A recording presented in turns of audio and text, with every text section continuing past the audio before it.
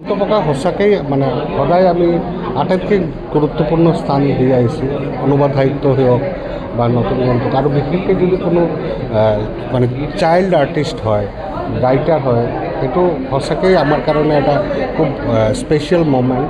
আমুক্তা গগৈ যেতিয়া প্ৰথম ষ্টৰিখিনি লৈ আহিছিল আৰু তেতিয়াই আমি খুবেই অনুপ্ৰাণিত হৈছিলোঁ।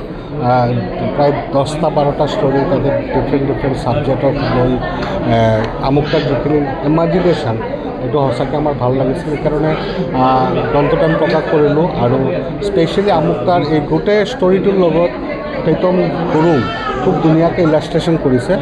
মোৰ হিচাপত এইটো দুজনৰ এটা যুগলবন্দী হৈছে আৰ্ট এণ্ড লিটাৰেচাৰ।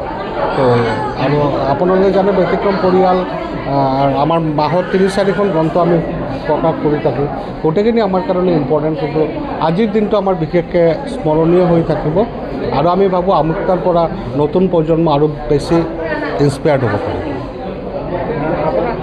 কৰোঁ না প্ৰথম দিনাই আমি ইনস্পায়াৰ্ড হৈছোঁ আৰু এইটো আমাৰ কাৰণে এটা স্পেচিয়েল মমেণ্ট। এইটো এনেকুৱাই এইটো এটা পৰিয়ালৰো দায়িত্ব। আমাৰ পৰিয়াল, আমাৰ পেৰেণ্টছ গোটেইখিনি আজিকালি বহুত গাৰ্জিয়ান দেখিছোঁ যে নিজে কোনো কামত ব্যস্ত হৈ ল'ৰা ছোৱালীক এটা মোবাইল হাতত ধৰাই দিছে। এইটো ময়ো খুব বেয়া পাওঁ।